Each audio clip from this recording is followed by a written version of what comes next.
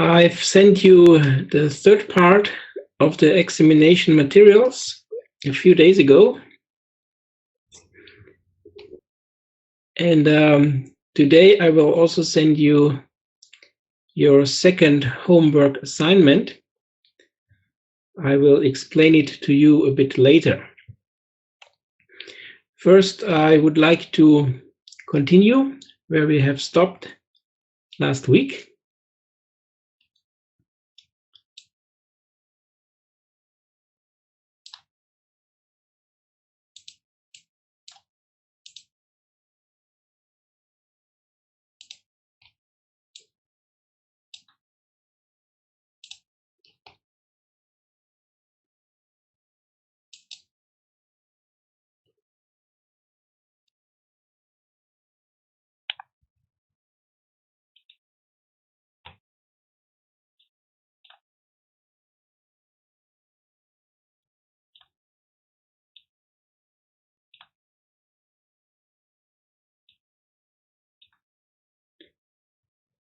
Yes, so the next section is about the visual variables.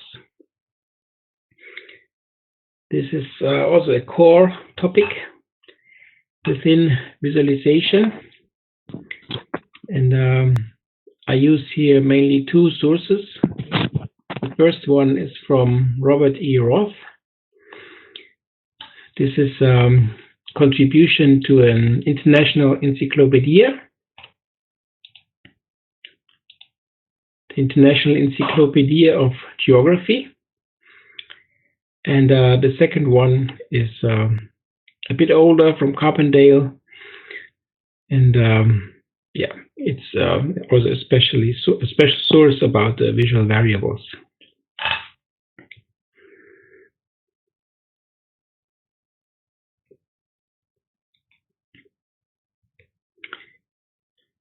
The visual variables describe the graphic dimensions across which a map or other visualization can be varied to encode information. So what can we change in a graphic to depict certain parts of information, certain kinds of information? They were first described by French geographer and cartographer Jacques Bertin. So Jacques Bertin, he became very famous, not only but especially because of his book Sémiologie graphique, which is there's also a translation in English, Semiology of Graphics. And the first edition of Sémiologie graphique was published in 1967. And of the second edition, in the early 1970s, there was a German translation, but the first English translation was not published earlier than 1983, so relatively late. Therefore, his ideas became only wider spread in the English-speaking world in the 1980s.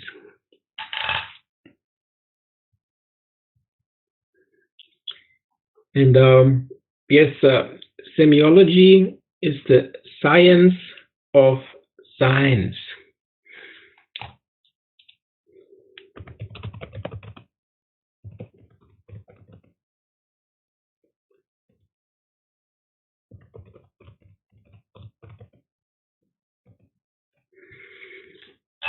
So everything that has to do with science, also language, everything that you can use to communicate, no matter if it's a graphic, an image, photograph, video, sound, whatever. And he focused on, as the name says, semiology of graphics. And originally, he identified 7 visual variables. The first one is location, then size, shape, orientation, color hue, color value, and texture. Location is not always counted because it's naturally there. Without location, you cannot show anything on a piece of paper or a display, you have to start anywhere on your medium, and therefore location is always involved. And of course, if we deal with spatial information, then usually location is used for the X and Y coordinates within space, within the two-dimensional space. And of course, we can also add then the Z coordinate for the third dimension. But there are also visualizations that use X or Y, not for location, but for attribute data. So you will see later examples. Several scholars proposed additional variables and extended this set to the following 12. So we have now 12 visual variables. Location, the first one, it describes the position of the map symbol relative to a coordinate frame. It takes visual primacy over the other variables. It's primarily used to represent a spatial component of information in cartographic design, what I just mentioned. But it can also be used to represent attribute information. Now, one example is the variable that is called perspective height. Some use this variable as well. And later on, you will see what's behind that idea. Then size. Size describes the amount of space occupied by the map symbol. It is the primary visual variable manipulated in proportional symbol maps and value by area cartograms. Shape describes the external form or outline of a sign. It is essential to the design of qualitative point symbols, which vary from abstract to iconic. So remember, we had this radial category of map from McEachran, and one axis was about the scale from very small scale to large scale, and the other axis was about from diagram to picture, from abstract to iconic. So this is this realm here. This describes abstractness or iconicity.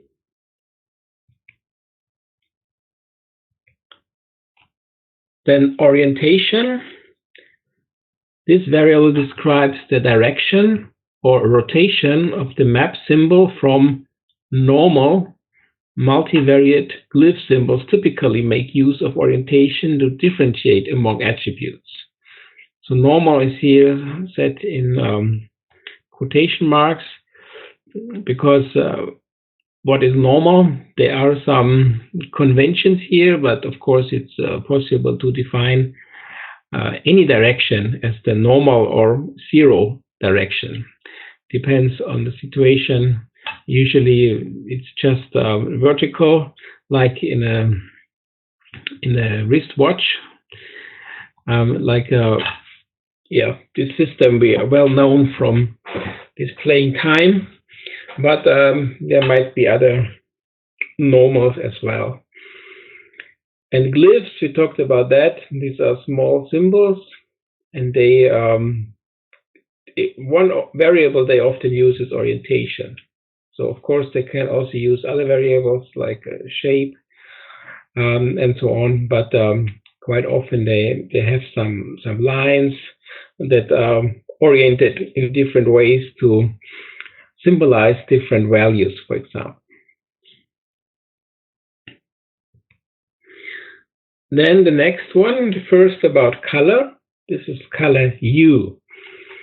Color hue describes the dominant wavelength of the map symbol on the visible portion of the electromagnetic spectrum. So we talked about that. You know, we have the rods and cones, and some sensors are there in our eye to help us to differentiate between these electromagnetic waves according to their wavelength. So we have, for example, blue, red, and green sensors. A qualitative or spectral color scheme manipulates color hue while controlling the other components of color. Altogether, there are 3 color components. So you will see it's not just color hue, we have others as well.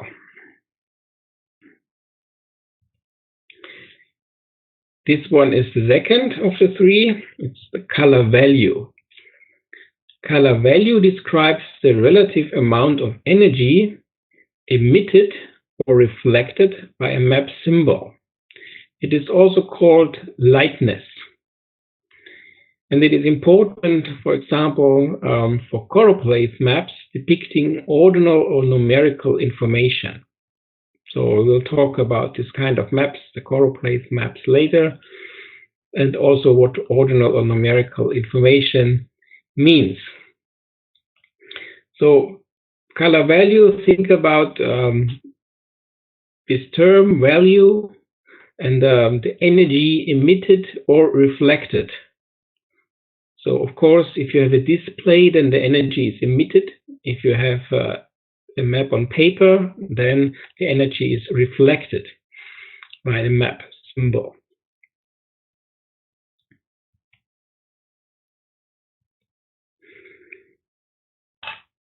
Then also one of the original variables of Bertin is texture. This describes the coarseness of the fill pattern within a map symbol.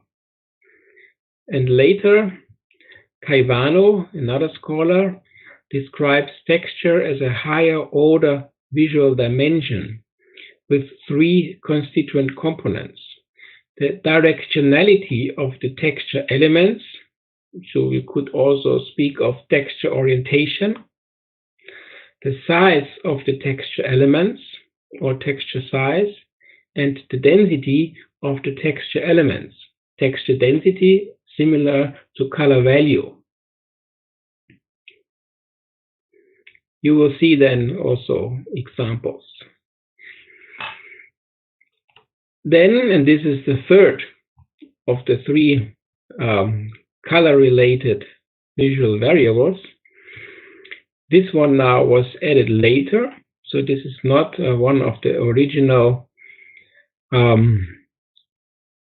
variables of Bertin. This was introduced by Morrison, 1974, and it describes the spectral peakedness of the map symbol across the visual spectrum.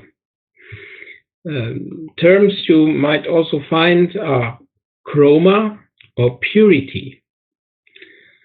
From a design standpoint, it can be conceptualized as the amount of gray in a map symbol, while color value can be conceptualized as the amount of black in a map symbol.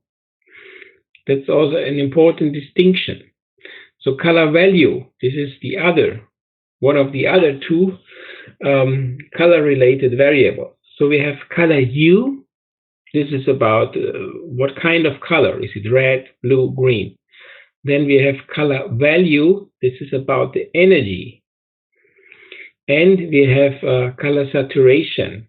This is about the spectral peakedness or purity. So is it a pure green or is it mixed with gray? So is it a bright or dark green, for example? Then it's not pure.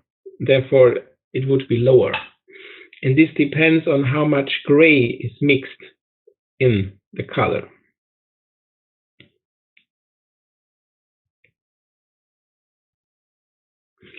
Another one, also introduced by Morrison, arrangement.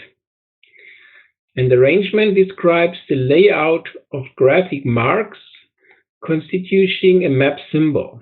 it varies from regular to irregular and differs from texture in that all textures are assumed to be arranged regularly, regardless of orientation, size, and density of the texture elements. You will also see that later in examples. So, of course, you will find different views about that because, some say texture is or if you have a kind of pattern, then it's only called texture if this arrangement is regular.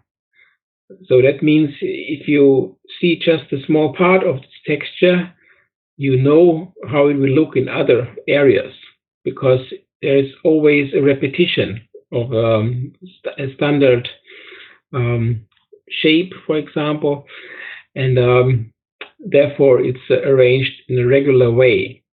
So it's like you can just cut out a part of it and copy and paste it to another area. It always looks the same. So this is this definition of texture. While arrangement is about this difference between something that is arranged in a regular or in an irregular way. If it's arranged in an irregular way, you cannot just cut it out on one part and copy it to another part because this other part might look different. But it's easier to show you that later. Then McEachran added also several visual variables. The first one here is crispness, and crispness describes the sharpness of the boundary of the map symbol. It is also referred to as depth of field and fuzziness in information visualization. Crispness is very effective for representing uncertainty. Therefore, you will also see later examples in a section about uncertainty visualization. There you will typically find such applications of this variable. Then another one introduced by McEachran is the visual variable resolution. And resolution describes the spatial precision at which the map symbol is displayed. It relates to the topic of generalization, but is more about different levels of abstraction. So it's also related to this abstract to iconic dimension. And in a raster depiction, resolution refers to the coarseness of the grid size, while in a vector depiction, it refers to the amount of detail, nodes, and edges. So this has to do with the model that's behind the visualization and behind the display that you use.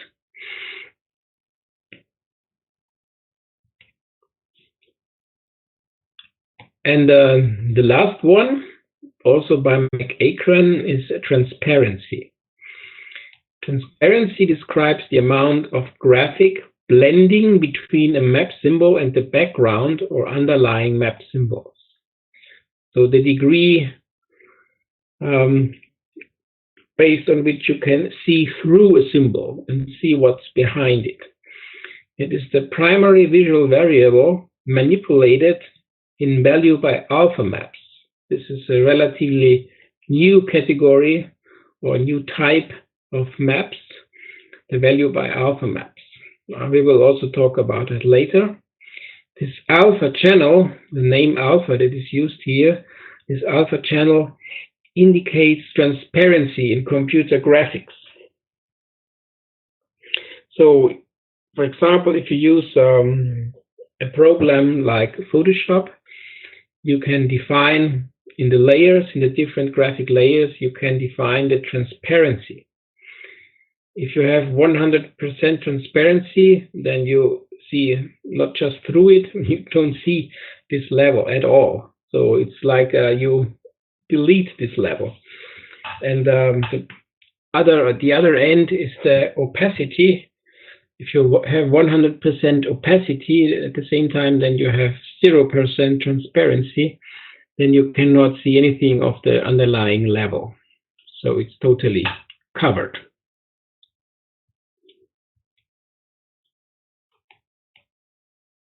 Here now you see a systematic overview of these different variables. So you have here a location. Here you have always an example. The tendency between ground and figure. So ground means background. Here this is less important, but it's a tendency that, for example, here with size, something that is bigger, it stands out, and therefore it tends more to be in the figure or seen as figure than it is seen as ground. This works better for some of the variables and less good for others. And here you have now a classification. The first two columns, this is about the distinction between associative and selective variables. We will talk about that a bit later. And also here, a difference between nominal, ordinal, and numerical data. So there are different kinds of data. We will also talk about that a bit later today. And you see here if it works good, marginal, or poor here for these different kinds of data. And also if it's associative or not, yes or no. You see here it's also encoded by the color. So yes is green and no is white. And here poor is P and white. And good is a highly saturated green, and marginal is low saturation green. So it's nearer to the white.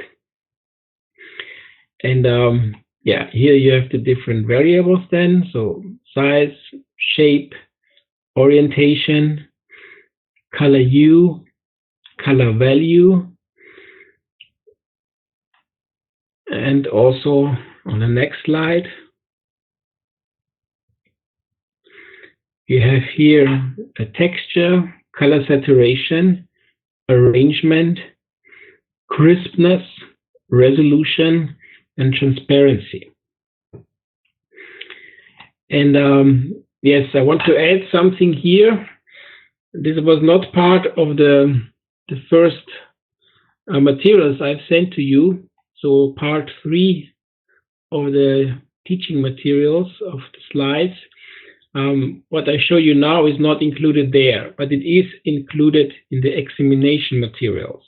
So you have this also in the examination materials, because I want to show you a problem here. This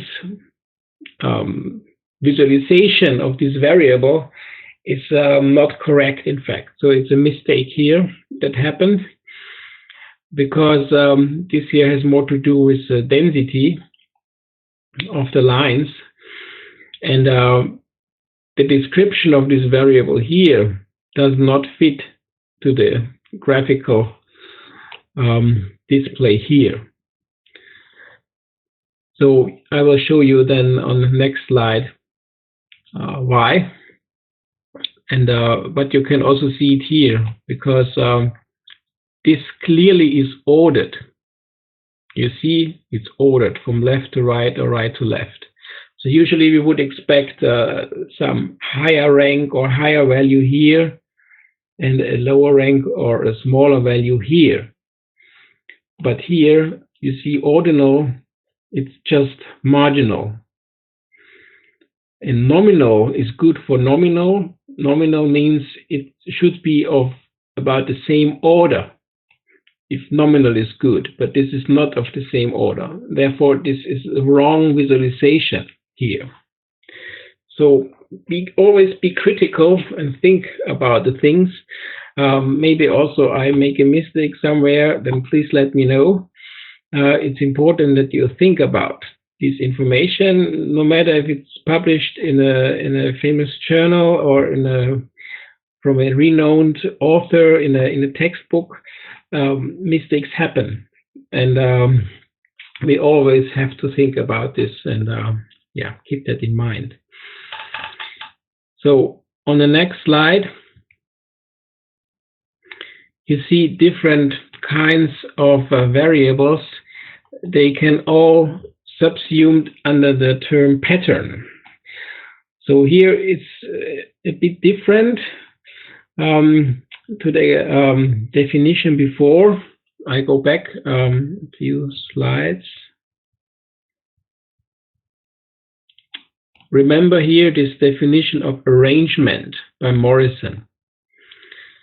And this one varies from regular to irregular and differs from texture. So it's defined here as something different from texture. It's different compared to texture, because texture is assumed to be arranged in a regular way. Texture is regular, arrangement differs in regularity. So this is the main idea of this variable. And here you have now arrangement. So you see this here is more irregular. Here it's regular, and all the other examples here are all regular. So the distinctions here, they are still regular, so they don't change regularity, but arrangement is doing that. So this is the idea of Morrison, this difference. While the basic idea of Bertin about texture, you see here. So this would be the right visualization in the last table here. Here, this difference, you see, it looks like a ranking, ordinal variation. While if you compare it here, this is not a ranking, because the amount of white and the amount of black is about the same here and here. And this was the idea of Bertin when he defined this variable texture. Sometimes it's also referred to as grain, because this here is coarser than that one here. So it is, of course, related to another variable we have just learned about, resolution. We could also say here the resolution is different. So there is an overlap in here. But here it is within the symbol, while resolution here is more about the outline. Of course, you can now argue, but if it's about the outline, then it's about shape. Right, these two variables are not completely independent from each other. So the resolution here is also kind of variation in the shape, but in a very clearly defined manner. And all these three here, size, shape, orientation, texture, and arrangement, can be seen as part of a higher order visual variable called pattern. So, of course, we have the normal visual variable size, and we can apply it to the elements within patterns, like here. The same is true for shape. So for a single symbol, you might have the difference between a square and a circle or disk. But here, these are the elements within this pattern. But it's, of course, more or less the same idea. But it's on another level in the different symbols that we can apply. Also, orientation can be changed within pattern. We talked already about texture, and we talked also about arrangement. So only this one with this index or indicated B here, this is about the system of Bertin. So this was the first one described in the literature, and the others were added later.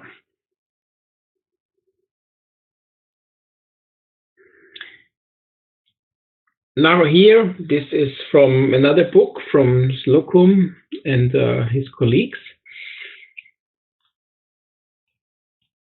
You find the book also in the literature list. And it's interesting because in some ways it differs a bit from the other system, but of course you have the same variables there, but here they are applied in part in a bit different way, and also some different terms are used now. So you see here, for example, size.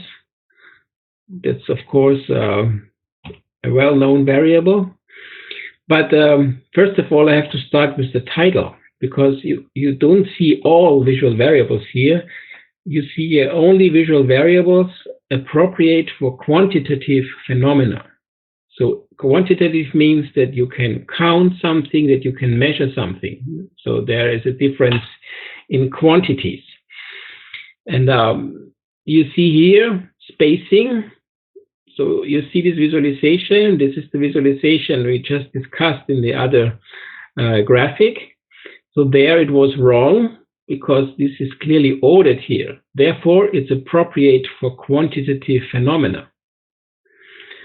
And this is not appropriate for texture. Therefore, it's also not called texture here. It's called spacing. So this is another term that you might find here. And then you see how this variable could be applied for different kinds of features or elements in maps. So we have linear features along lines, area or aerial features within areas, and then there is 2.5D and true 3D. True 3D would mean it's a physical object that has extension in all 3 dimensions, that you can touch, that you can walk around it. So it's in physical 3-dimensional space. This here is just a depiction of it, the visualization, and we look at it in a display, and this display is about only 2-dimensional. Therefore, of course, you cannot see these physical 3 dimensions, just indirectly. 2.5D means, for example, with contour lines on a map representing different height of hills, mountains, and so on.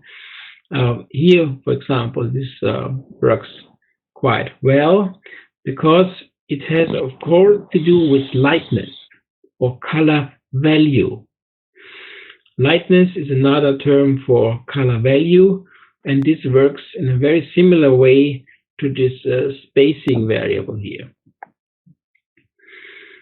And here, therefore, it's 2.5D because it's between just 2-dimensional and 3-dimensional. The idea is that this kind of visualization helps you to think about the 3rd dimension, the set value. Like this one is higher ground, higher level than that one here. So it's like a slope going upwards here, and therefore it's called 2.5 dimension. And we have size here. Well, these applications are in part more theoretical, so not all of them work well here. Here it also looks a bit strange, in my opinion. But there are these 3 color variables. So we have the color hue, the color value, and the color saturation. And the saturation, of course, works not as good as value, as you see here. So value is much better. And also hue is, it does not work as good as value. Because when you think about this term color value, and it's about values, then it's about quantity. So that's maybe a way to better memorize it. So here again, this is about quantitative phenomena, and color value or lightness is the best of the 3 color variables for this application, for this case here, if you want to visualize quantitative phenomena. An interesting one not mentioned so far is perspective height. So perspective height can also be used for point, linear, area, 2D, 2.5D dimensions. It's not possible in the real 3D world because there you would just have the real height there. You don't need the perspective height. This just tries to simulate the impression. So here this is not necessary. And interesting is also this. Sometimes you find the term fence diagram because it looks a bit like a fence. And there are only few applications of this kind of visualization, but you can find it. On the next slide then is the other group. Now this is about the qualitative phenomena. So the first was about the quantitative, now it's about the qualitative. When it's about quality, then it is about the question what. If it's about the quantity, then you want to know how much, or where is more, where is less, this kind of questions. Here we want to know where is what, where. And we have now here the other main variables. We have orientation, shape, arrangement, and here you have also color hue. Color hue works much better for qualitative data compared to quantitative data. So there it's relatively weak. Here it's strong. Also shape doesn't work at all for quantities, but works very well for qualities. With orientation, it's a bit different because sometimes if you think about these glyphs, remember glyphs, so these small symbols depicting quantities. We talked about that in the last main section about perception. There were examples for this, the barb, this barb icon or glyph for the wind direction. If you remember that one. So these are used for quantities. Here, orientation is mainly for qualities. Most of the time this is true, but there are some situations where orientation is used for quantities as well, not just qualities. Arrangement also clearly works better for qualitative phenomena. So this should not be used for quantities.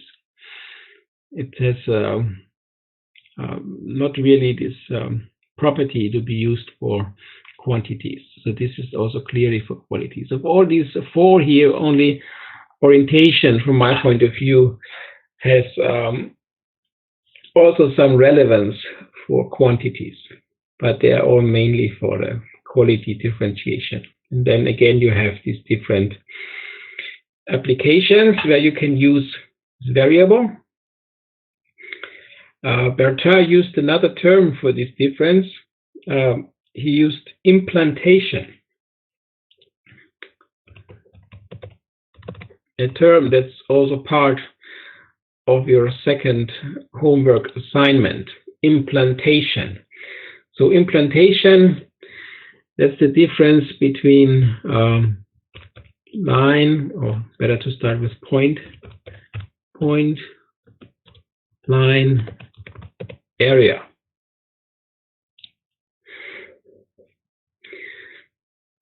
We have here point, line, and area. Bertin did not deal with 2.5D or 3D, but it's just an extension to this differentiation in point, line, and area.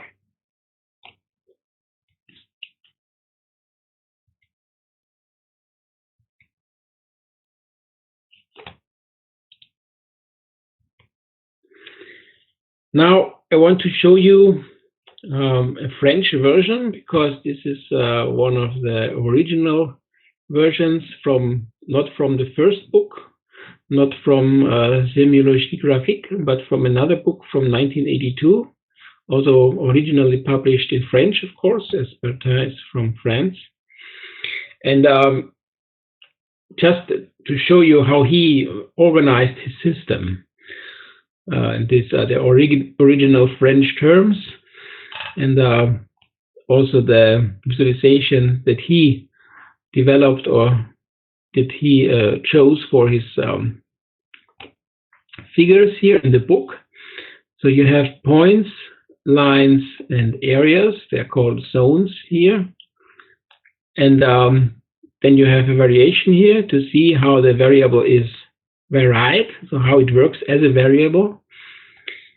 And what's interesting is you have x and y as the dimensions of the plane, the two-dimensional map, x and y. And then you have here a set, but the set is not about the third dimension in Bertin's system. So set is not used for the third spatial dimension here. Instead, it is used for visual variables other than the two spatial dimensions, x and y. So for him, the spatial dimensions x and y, they set the space on the map, on the area that you have within a map, and then use the other variables to show, for example, attribute data. And this is then, for him, this is the third dimension. So don't be confused about that. I just mention it here because this was his original thinking. And he also, there's another distinction here. These are the variables of the image, and these are the variables to separate the image. So there are two groups here. And yes, we can say this is these are mainly about quantities, and these variables are mainly about the qualities.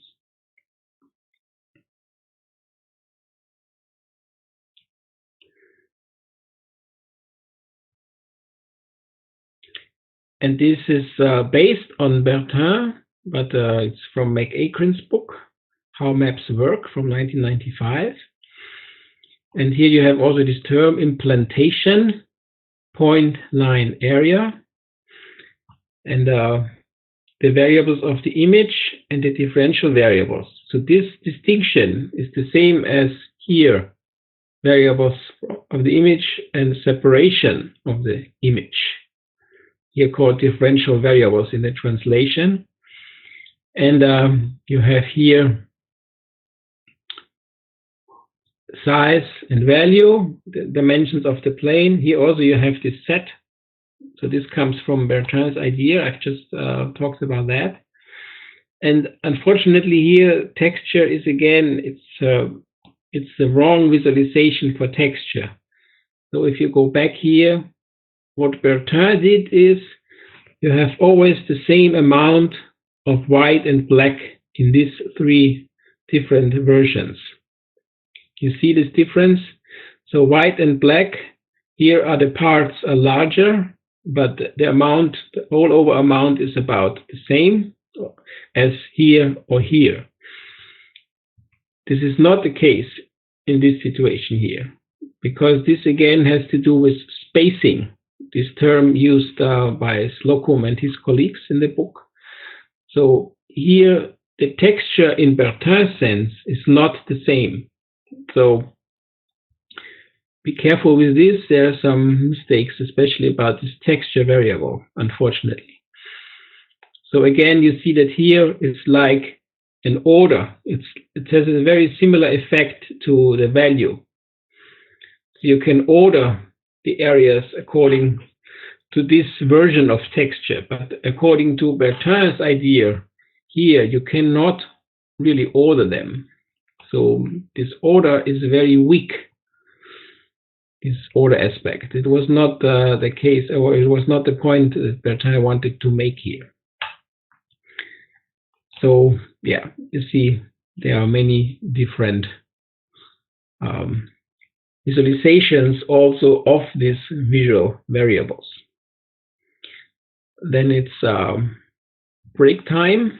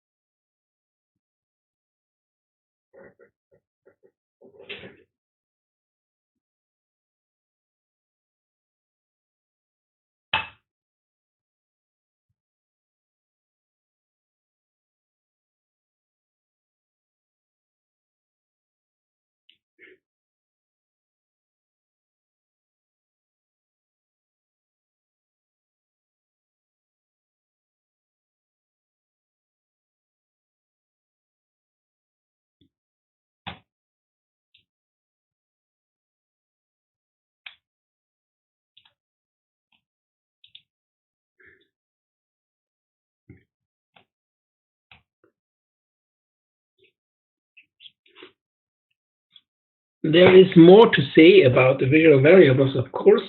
So far, I just introduced the different variables to you. And now I want to tell you more about them. Visual variables are processed pre-attentively. At least this was the idea right from the beginning of Bertin. Also, he didn't knew about this term. He didn't use it in that way, but for him it was clear that this variance or any variance within these visual variables would stand out to a certain extent, and therefore it works as visual variable. Bertin described 4 perceptual levels of organization: associative perception, selective perception, ordered perception, and quantitative perception.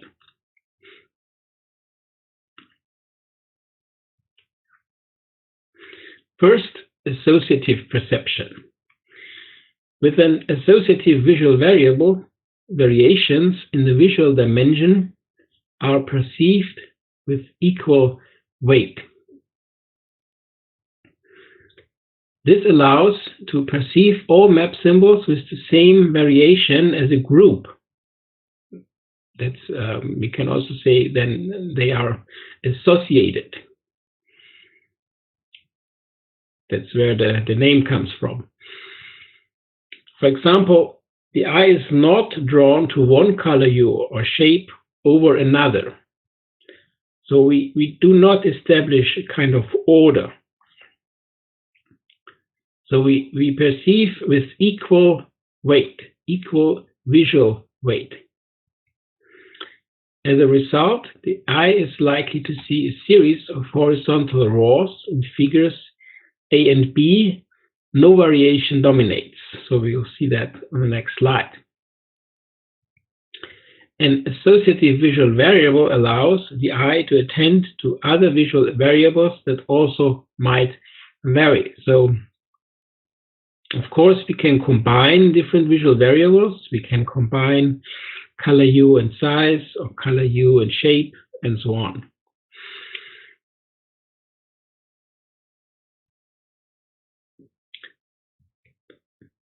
So here you see this. None of these colors dominate over the other. There might be slight differences because the contrast between the red and white might be a bit higher than between these two colors here. But they are similar, and we see them as associative. But we can also easily select one color.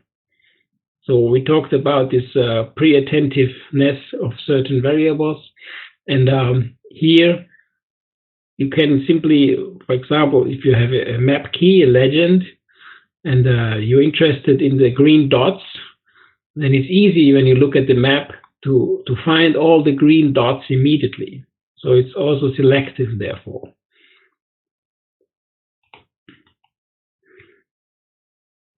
And this is also true here for the shape. But of course, here it would be more difficult to find immediately all certain shapes. So this is less pre-attentive than the other one.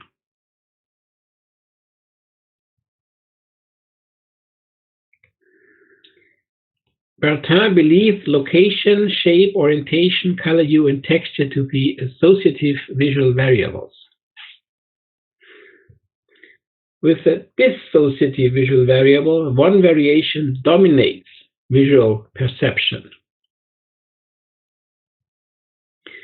In figure C and D, next slide, you see a vertical gradient rather than a set of horizontal rows.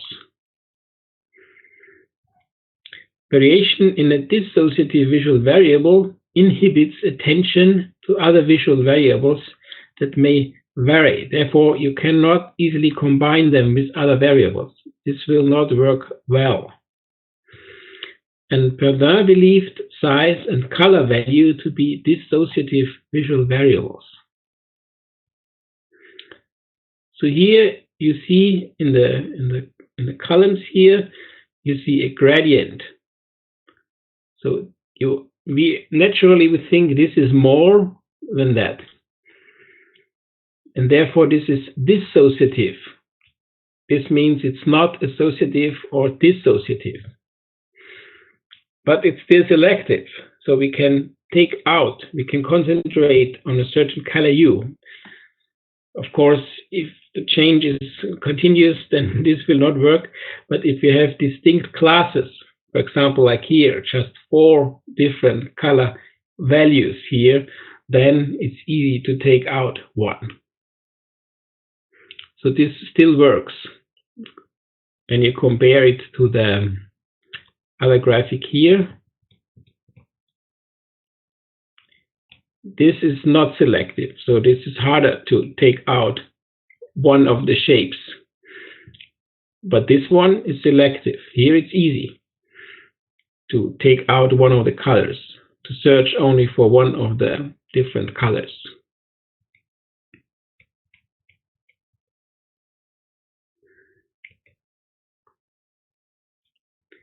Or this one here, it's also dissociative, but it's selective.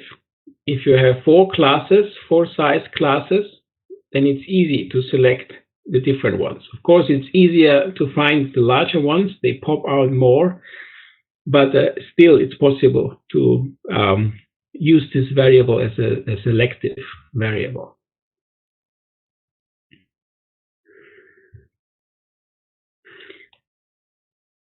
Now, selective perception. With a selective visual variable, the eye is able to focus individually. That means attend selectively upon each variation of the visual variable across the visual scene and ignore the other variations. It is therefore relatively easy to isolate visually the distribution of a particular category of map symbols across the map. For example, it is easier to see the distribution of red symbols in figure E than the distribution of hexagonal symbols in figure F. So here, if you just think about the red symbols, you should find all the red symbols. They pop out immediately. So this is a typical example for pre-attentiveness. Therefore, it's a selective variable. But here, this is not selective. So the different shapes do not pop out. The hexagonal shape here, you have to search nearly one by one to identify all the hexagonal shapes. They are relatively similar to the pentagons. So with the 5 edges or corners here, they look relatively similar. So you have to take a closer look.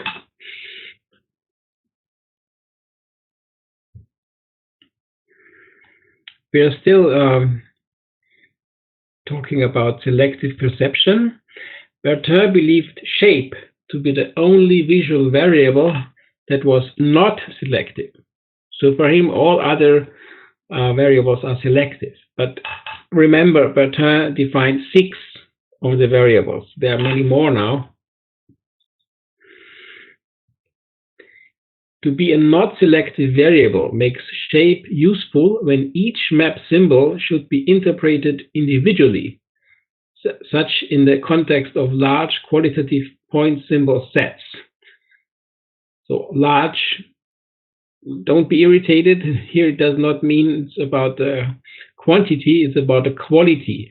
But large set means you have many, many symbols and you vary them with different shapes.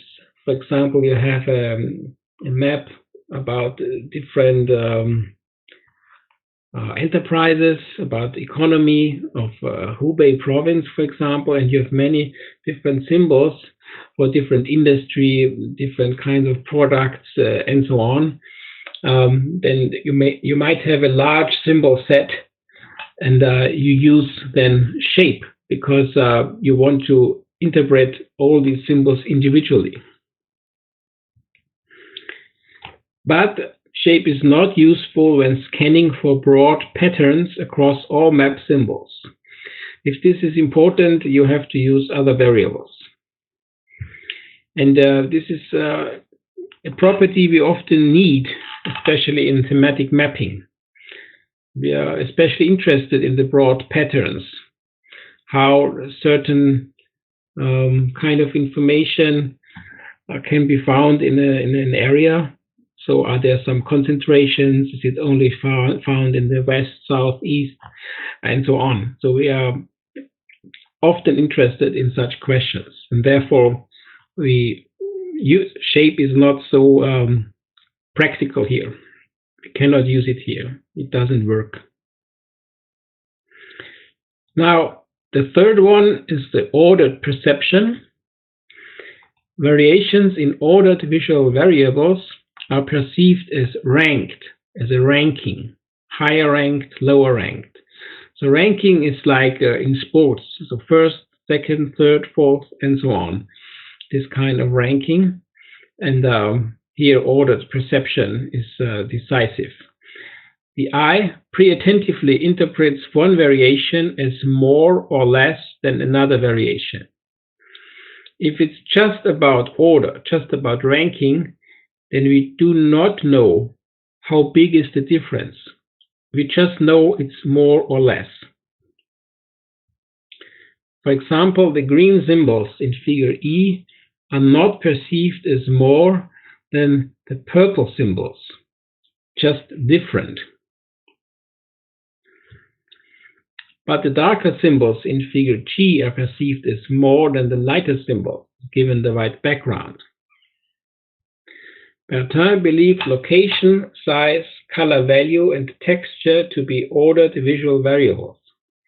According to McEachran, also color saturation, crispness, resolution, and transparency.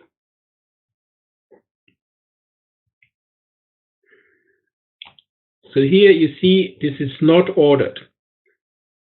Red is not more or less than green.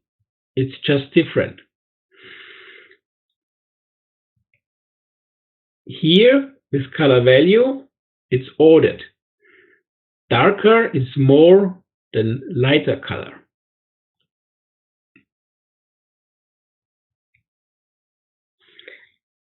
And the last group is about the quantitative perception. Quantitative perception extends ordered perception because now we learn something not only about is it more or less, but now it's also about the difference. How much more, how much less? It allows estimation of numerical values. For example, the darker symbols in figure G are perceived as more than lighter symbols, but it is difficult to estimate how much more without use of a legend.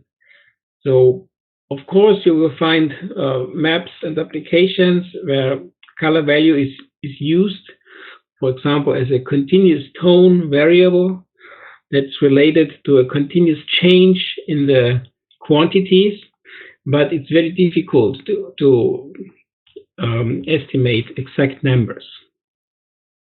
Or better to say, it's impossible to estimate exact numbers. You can only guess about the right numbers. So it's impossible to estimate how much more the larger symbols, it is possible, sorry. Now this is about size, and size is of course a very, very good variable for quantities. So here now it's possible to estimate how much more the larger symbols in figure H are than the smaller symbols. Bertin believed quantitative perception to be restricted to location and size only. But again, location is usually used for the real world location. So it depicts the real world location, and therefore it's difficult to use it for the attribute data, for a variable that is about an object that's in real world. Therefore, size plays a larger role usually. So here you see this is color value again. So it's ordered, but it's not quantitative. Because you cannot say here, is this, or the difference between these two, is this double the value? Or so is the lighter one half of the darker one or not? So nobody can say that. Therefore, it's not quantitative, but it's ordered. And here, of course, you can estimate the difference. You can say this is, I don't know, 6 times larger than that one. So I can only guess, I cannot say exactly, but it's much better and nearer to the real difference than the color value in the example before. Therefore, we treat this as a quantitative variable.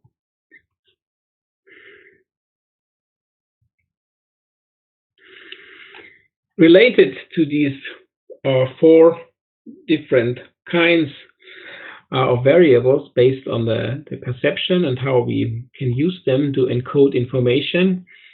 A kind of syntactics of visual variable was developed, and syntactics means it's about the relation between signs.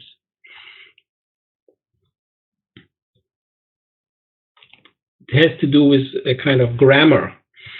So a syntax in linguistics is related to syntactics in semiology. And this was developed by McEachran, a visual variable syntactics based on Bertin's system.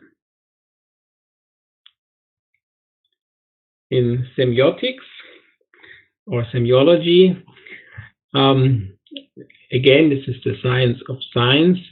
Syntactics describes the relationship of sign vehicles. The sign vehicles are the perceivable expressions. So when you see a symbol on a map, what you see is the sign vehicle. This syntactics is now about the relationship between different sign vehicles.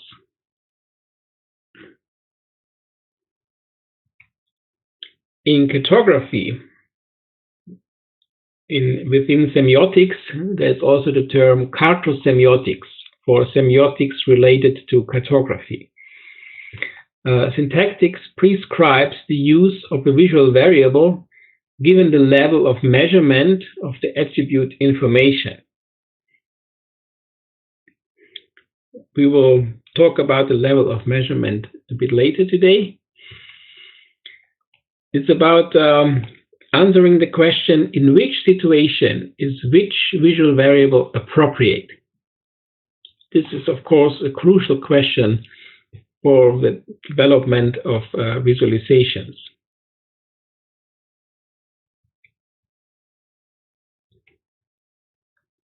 Unordered visual variables, color hue, orientation, shape, are appropriate for encoding nominal information. And this is directly related to the qualitative information. So if we remember this systematic of Slocum, with the columns and rows, there were 2 to present different variables. The first one was about the quantitative variables, and the second one about the qualitative variables. And nominal information is about the qualities, the second one. Therefore, you find those variables there: color hue, orientation, shape. Ordered but not quantitative visual variables, color value, color saturation, crispness, resolution, and transparency are appropriate for encoding ordinal information. If you think about this just mentioned systematics from Slocum and his colleagues, there this ordered part is also included in the quantitative part. But here there's a difference. So for some, ordered is part of quantity, for others not. So be careful with that. Quantitative visual variables are then location and size. They are appropriate for encoding numerical information, but also ordinal or nominal information. But in fact, they should not be used for, especially size is usually not used for nominal information. So you can use it, but it doesn't work well, because we always think that something that's bigger is more important or represents something that is more in value or in meaning or whatever. So we naturally assume at least an order there, so at least being ordinal, but we would not assume that it's just a nominal difference.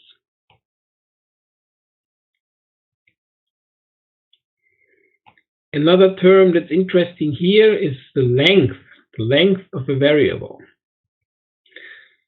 The length of a variable is the number of changes that can be used and still retain the task supporting characteristics that are usually associated with this variable. Sounds complicated, but it's in fact quite easy. For example, how many changes in color value can still be recognized with confidence as separate? So how many changes can you use of color value? Across how many changes in this visual variable are distinctions recognizable with ease? So usually we think about it only with ease, because if the differences are so small that they are hard to be recognized, then the variable would not work well. Our goal is, of course, to make a visualization easy to be read by the audience, by the users, and not make it difficult for them. Therefore, with ease is important. Location is theoretically infinite, but of course, a very small difference is hard to notice. And it depends, for example, on the screen resolution.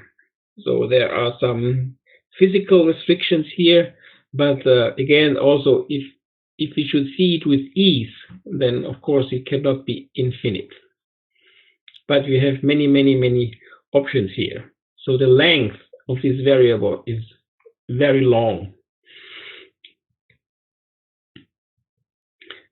Size, in theory, also infinite, practically limited to about 5. So think about it again with ease. So it should be easy to see the difference, therefore only 5. Of course, we could think about 12, for example, or even more, but then it's difficult to find the exact size related, for example, in the key of a map, in the legend, to the symbols in the map, which is exactly the same size. If you have too many, then it becomes quite a difficult or impossible task. So this is not about discriminate between different sizes. Of course, then you could have more. It's about to find exactly the same size between the key and the map.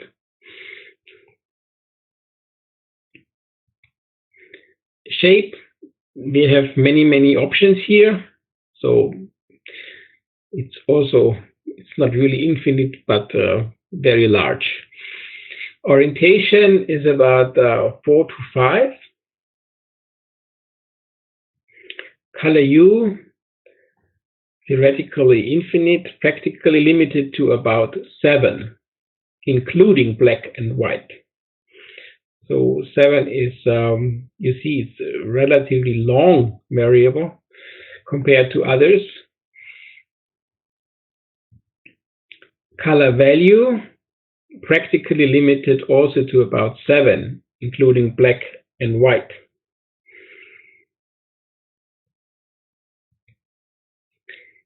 And the texture is, if only granularity is varied, then it's about 5.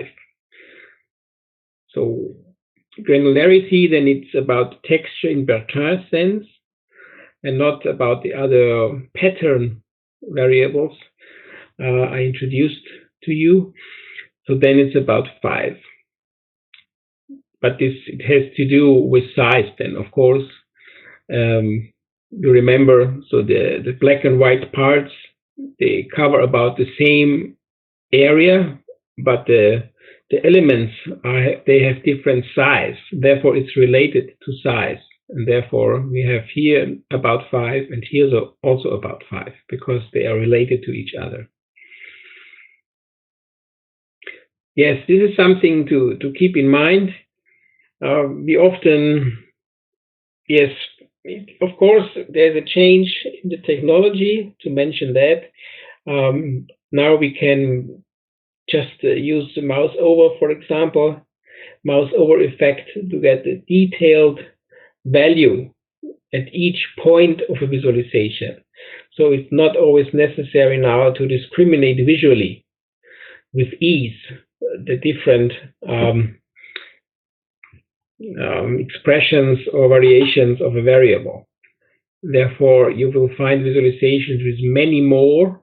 So they use a larger length of the variable. But this here is just a visual comparison between the map key and the symbols in the map. And then that it works with ease. You can easily find the corresponding symbols, the corresponding expression. You should think about these values here.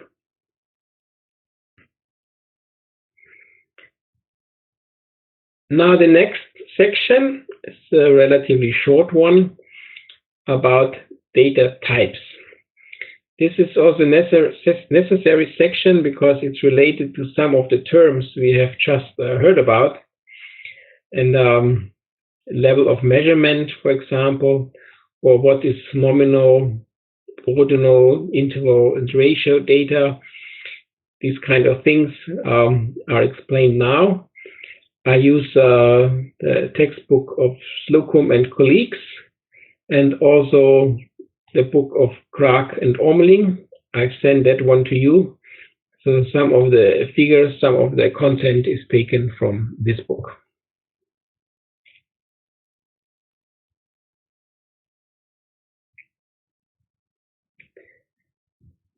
The characteristics of geospatial data.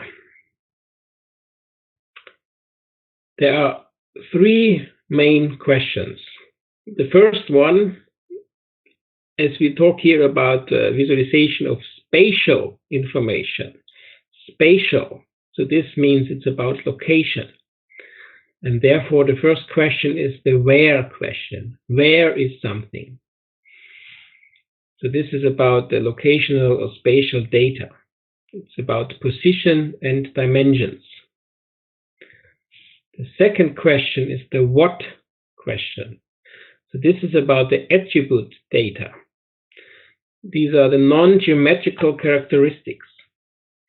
So of course we want to know where something is, but we need to know what is the something. So what is where, or where is what? But there is a third question. This is the when question. This is about the temporal data and the time-related characteristics. So everything we talk about has these 3 aspects. Even if you have no information about when, for example, it is always implicitly there, always. You cannot completely separate them. So if you have anything displayed in a visualization, in a map, for example, then these 3 questions should be answered. You should get the information about each of the elements in the map, where, what, and when. An object's location, attribute, or time can have multiple characteristics, such as different coordinate systems, multiple variables, and even different kinds of time. But there are even more questions. Further interesting questions are why or how. Answering these questions requires further analysis of the data. So often we use then a map. The map explicitly answers the questions where, what, and when. But by combining the location, the attribute, and the temporal data of different objects within an area of interest, within a country, any administrative area, or also natural area like a lake, for example, then we can analyze this and we can try to find answers to question why or how. For example, how is a lake polluted?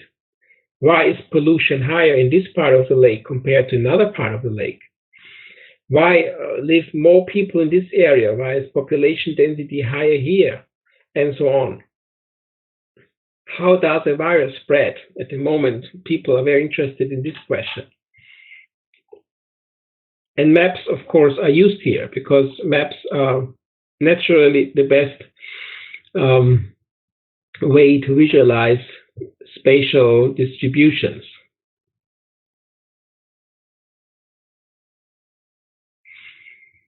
Here, some figures from the book of Krag and Ormeling. So we have these three questions. They are related to each other. What, where, and when. So we have the location space, where, the attribute space, about the what question, and time space about the when question.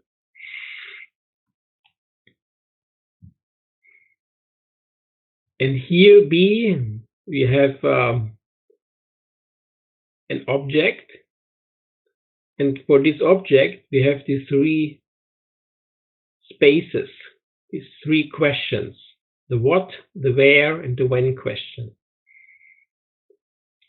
And then we can define this. We can define this, for example, with a coordinate system for location, with X, Y, and Z coordinates.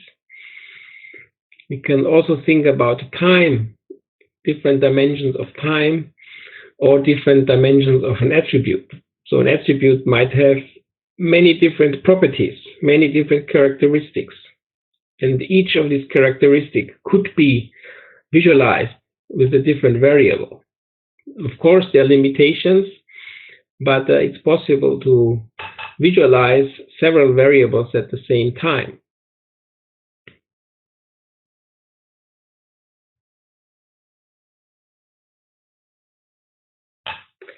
The spatial dimensions, we had this term from Bertin, the implantations.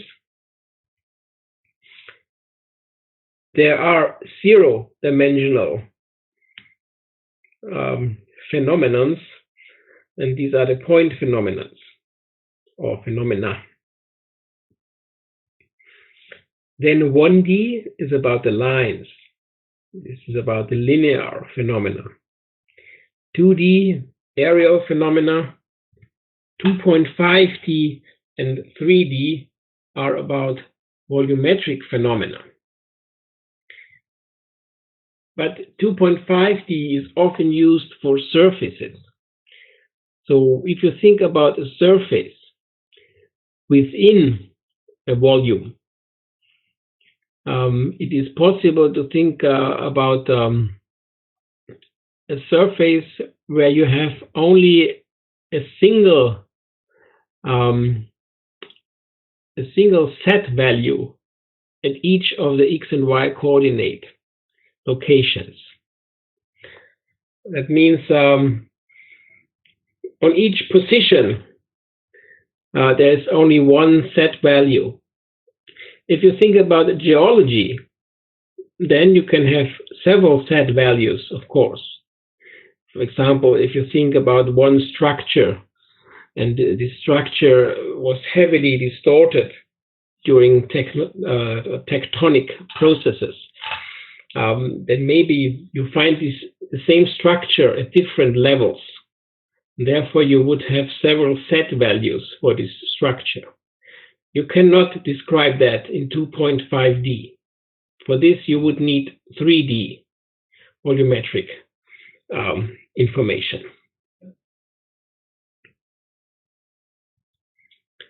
So 3D is used for volumes. Each X and Y coordinate location can have multiple values associated with it. So this is typical for geology, or if you think about the weather, the climate phenomena, what's going on in the stratosphere, troposphere, and so on above us. There you need 3D. You need all three dimensions, because how different levels in the air, for example, move, how the wind spreads, the temperature, and so on. You have to describe this in all three dimensions. It's not just a thin surface layer without any overlap. That's impossible here.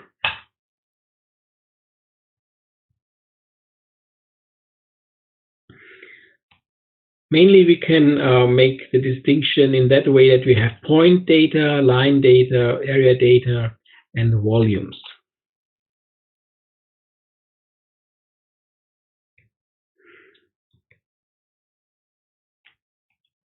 There are different models of geographic phenomena. We have the difference between discrete and continuous. Discrete phenomena means they occur at distinct locations with space in between. So we can clearly separate them from each other. Then it's discrete. So a house is a discrete phenomena. A road is a discrete phenomena. Continuous phenomena occur throughout a geographic region of interest. So temperature is a continuous phenomenon, for example.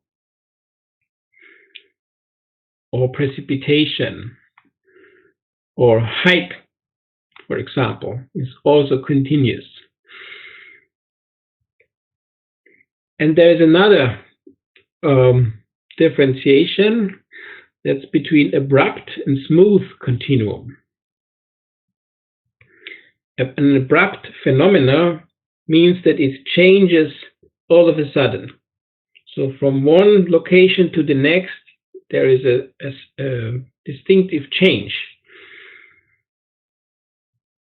Smooth phenomena change in a gradual fashion.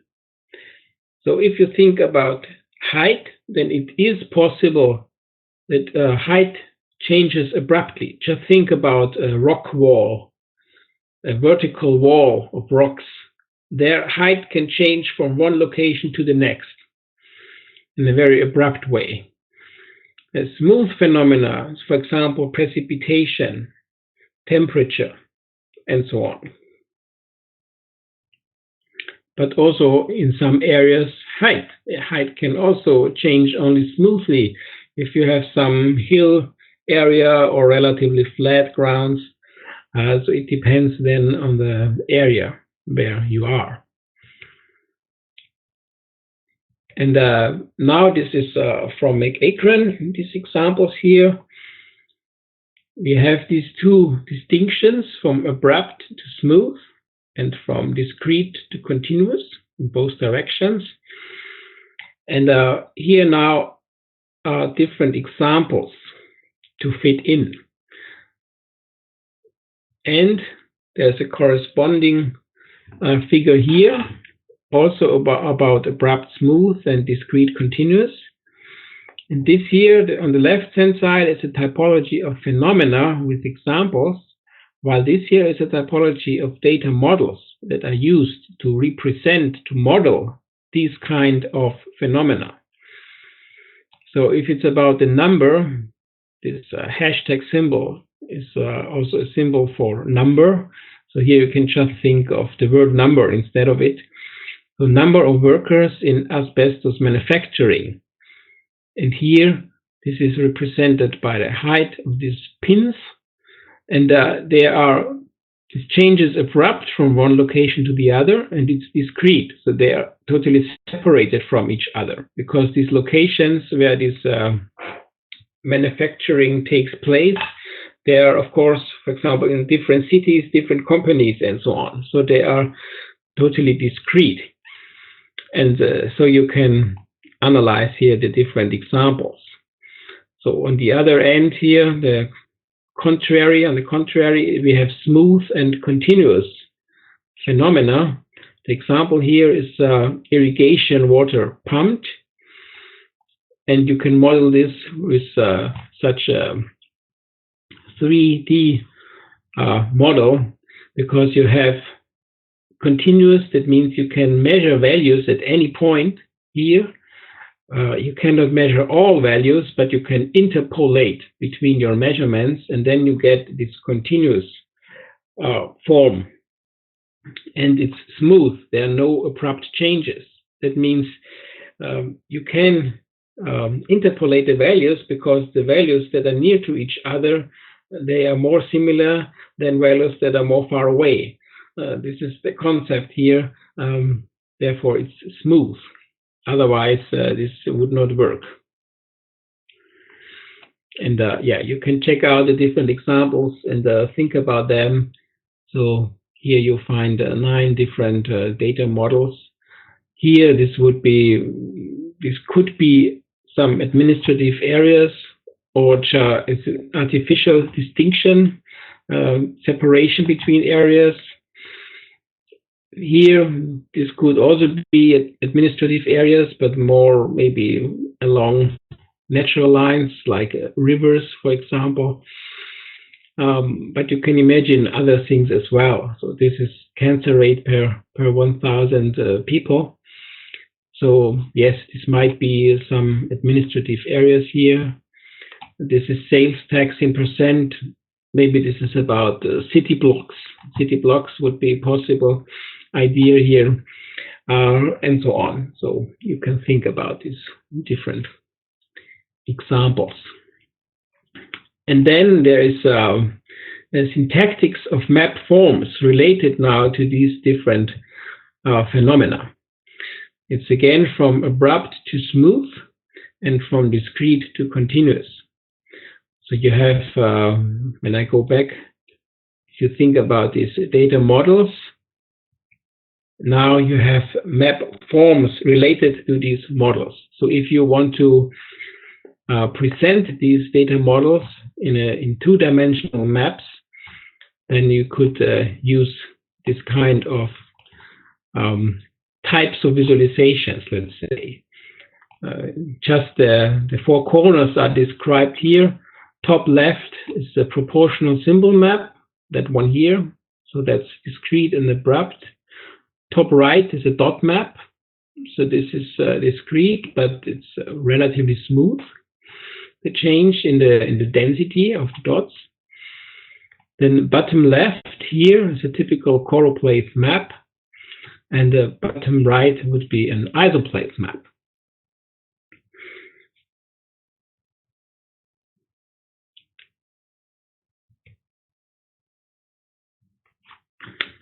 Yes, before we continue, we have our second break.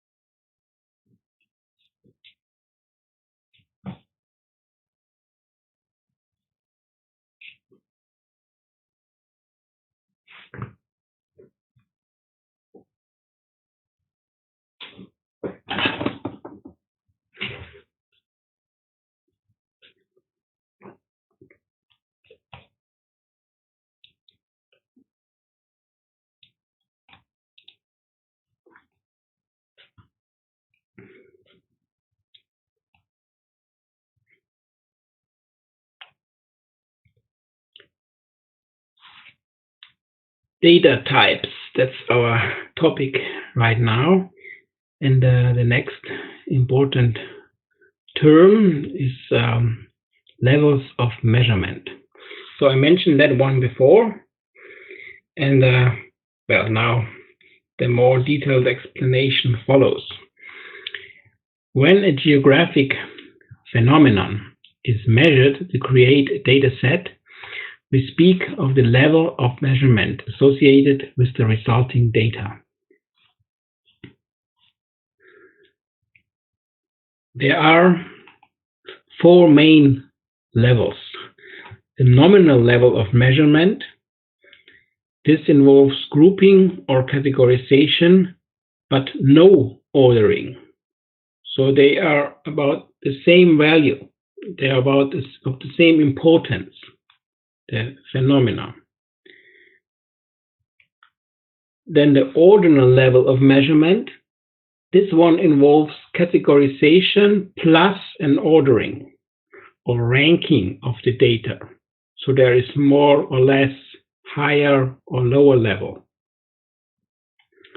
So you can say it's first, second, third, fourth, and so on. Then the third one is the interval level of measurement. This involves an ordering of the data plus an explicit indication of the numerical difference between two categories. Arbitrary nature of the 0 point. That's important as a difference to the fourth level of measurement. So what is defined as 0 here is arbitrary. So it's not related to, for example, some natural constant or some natural, dimension. And therefore, the ratios of two interval values cannot be interpreted correctly. The typical example is temperature. As you know, temperature can be measured in different units. So you can measure it in degrees Celsius, but you can also measure it in degree Fahrenheit. And then the 0 point is different. So it's just defined in different ways, whereas the 0 point, there is not just one correct 0 point. So there are different options here. And you cannot say, in fact, if you think about temperature in degrees Celsius, you cannot say that 8 degrees Celsius is 2 times warmer than 4 degrees Celsius. Physically speaking, this is not correct.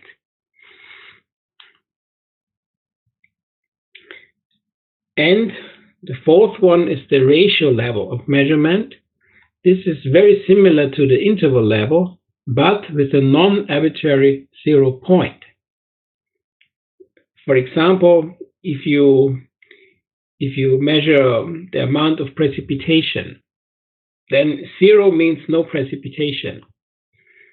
And if you have 20 millimeters, it's 2 times more than, if you have 20 millimeters, it's 2 times more than 10 millimeters, for example. There it is correct to say that. And to remember those four, I always learned that if you just take the 4 letters, the 4 first letters, N, O, I, and R, you get the French word noir, which means black. So noir, yeah.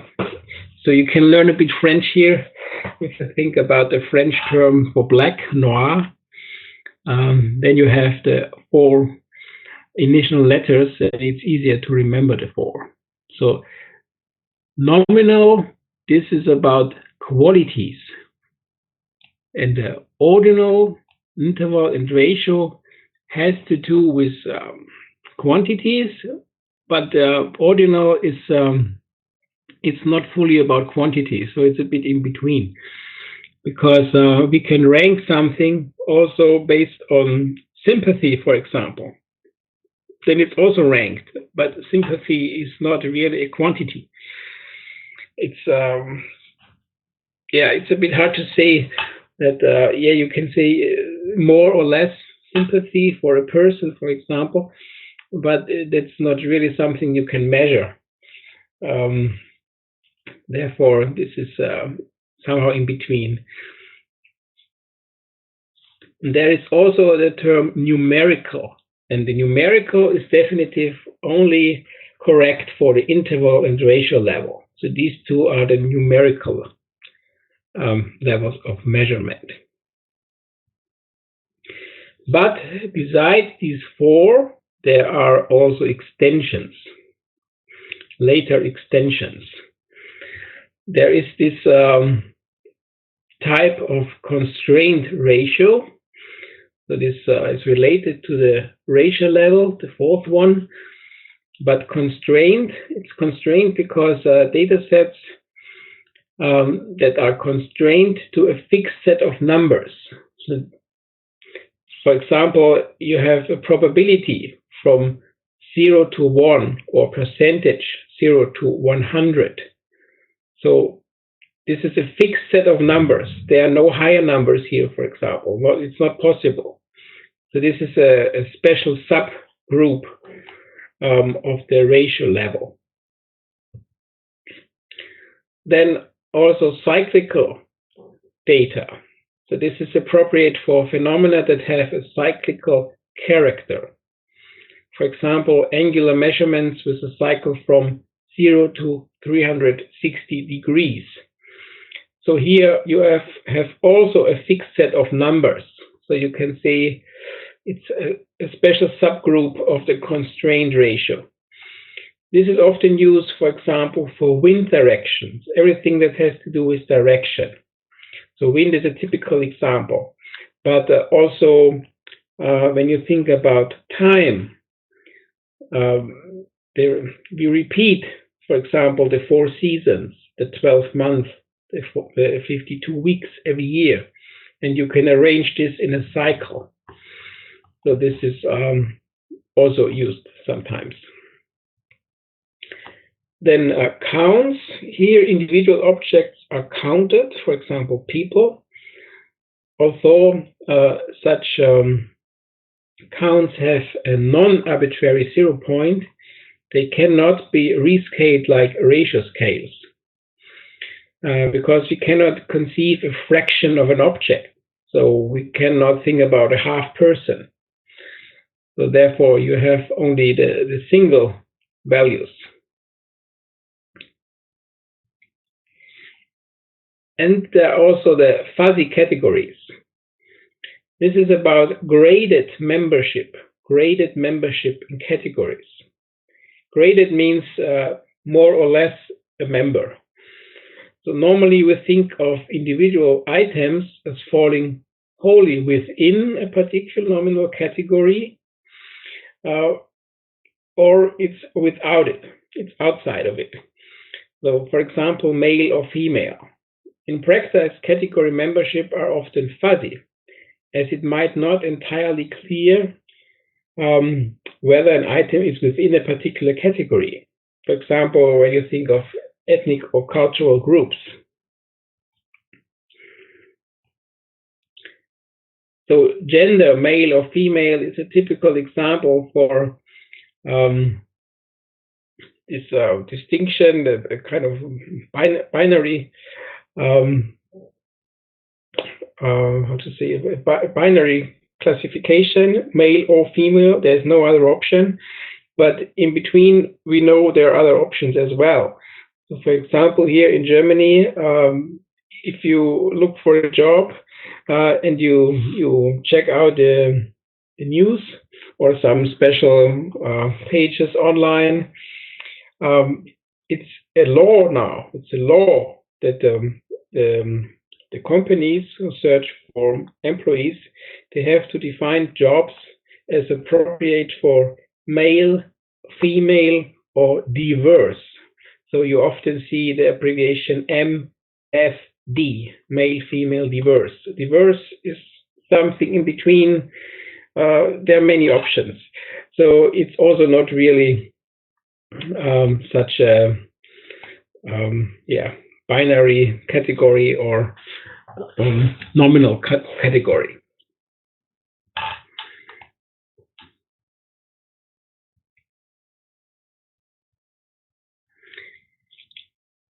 And we can make a distinction between three kinds of numerical data. So we are still talking about the levels of measurements, about the extensions of the four basic levels. And these three kinds of numerical data are, first, the bipolar data, characterized by either natural or meaningful dividing points. So a natural dividing point is a dividing point inherent to the data. For example, a value of 0 for percentage of population change. So population might increase or decrease, so it might be positive or negative, and 0 is just the natural dividing point for such data. There are other dividing points, also so-called meaningful dividing points. They are not inherently in the data, but can logically divide data into two parts. For example, the mean of the data, which enables differentiating values above and below the mean. So this is, it's just computed, and then you have this dividing point, which makes, of course, a lot of sense. So if you want to split your data into two groups, your numerical data, this is just about numerical data, what I'm talking about here, then you can compute such a mean. The second kind are balanced data. They are characterized by two phenomena that coexist in a complementary fashion. For example, percentages of English and French spoken in Canadian provinces. Coexist in a complementary fashion. This means if one percentage is higher, the other is lower. It's not possible that both groups consist or encompass 80%. So they have to add together to nearly 100%. And the third kind is unipolar data. They have no natural dividing points and do not involve two complementary phenomena. So it's the third group, the rest, the other kinds of numerical data. For example, per capita income in Chinese provinces.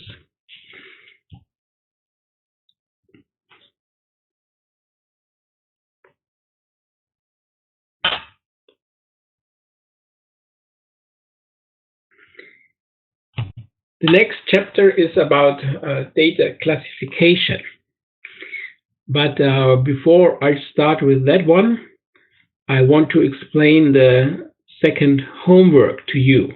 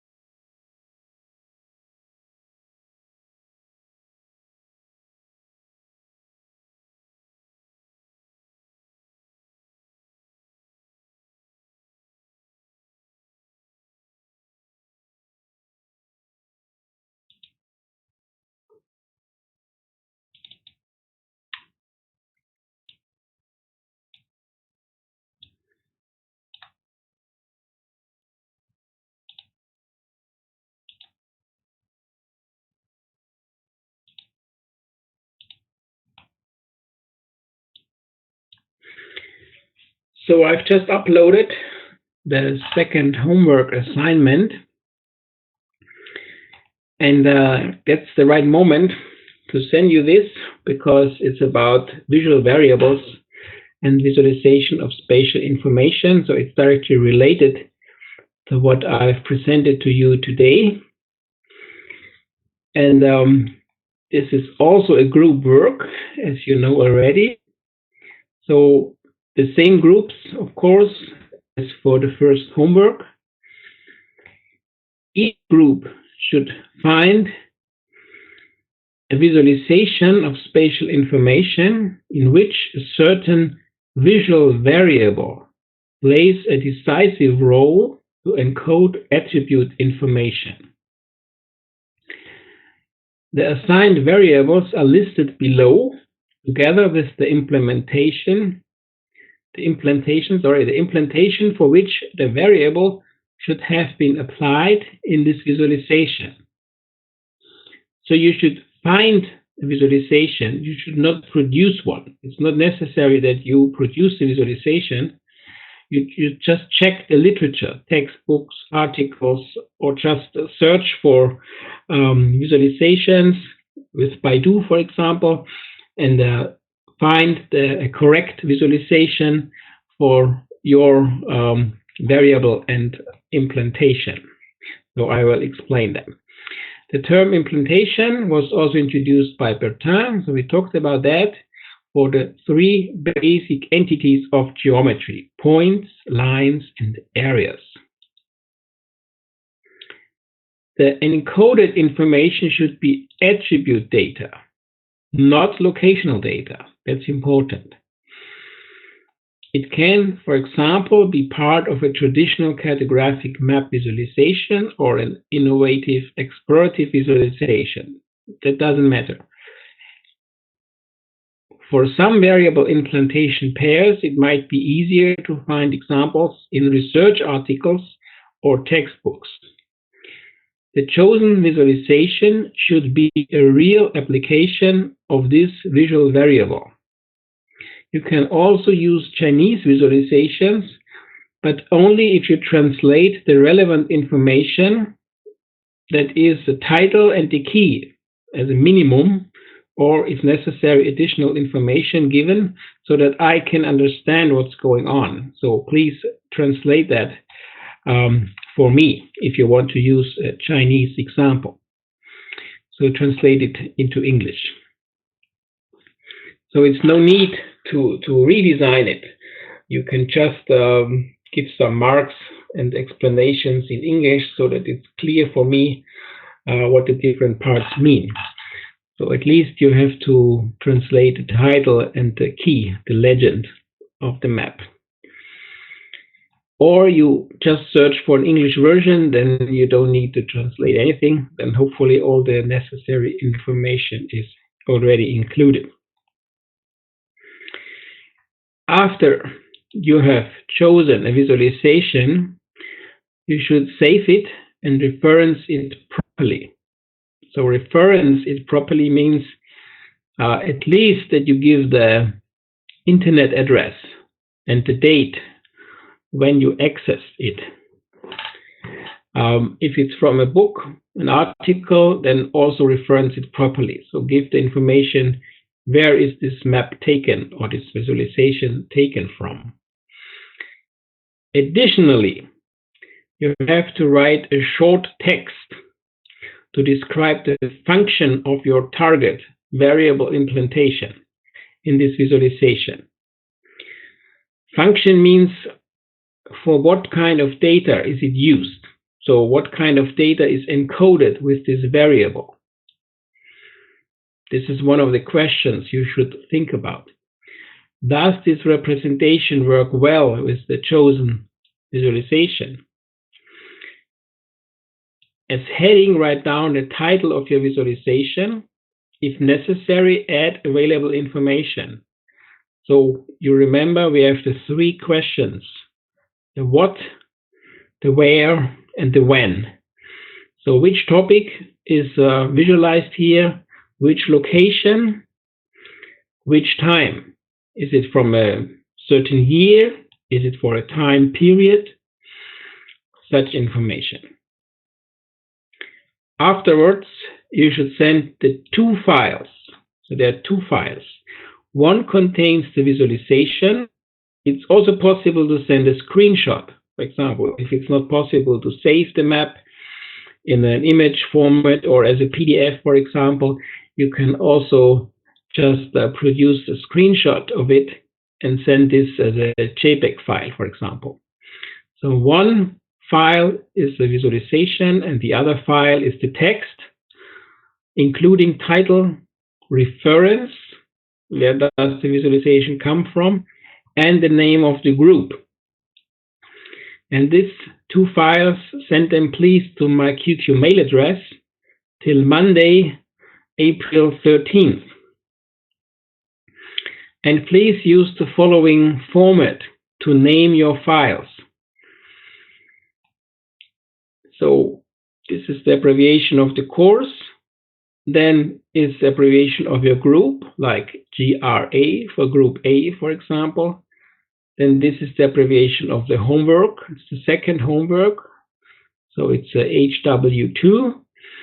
And there are underscores in between, and at the end, which file type it is. So is it the visualization? And then maybe the extension is a JPEG or a TIFF or a PNG, or is it text file? Then the extension should be a Word document, DOC or DOCX, or a PDF. You can also hand in a PDF. Of course, the visualization could also be in a PDF. So these are the two files here with examples for group A. For a high score, it is important to send an appropriate visualization with the variable implantation pair assigned to your group, then to reference it correctly, and to describe concisely the function of the variable implantation pair in the chosen visualization. So it should be a concise text, so not too long. Think about the questions that I mentioned here. So what kind of data is encoded with the variable? Does this representation work well with the chosen visualization? Think about these two questions and give the appropriate heading for it, including, if possible, answers to these three questions: what, where, and when. And that's enough. So the text should not be too long. It's maybe one or two paragraphs. Usually it should be not longer than half a page, but it depends on your example and what you like to write. But it should be concise. It means only important information that it's really relevant to answer these questions.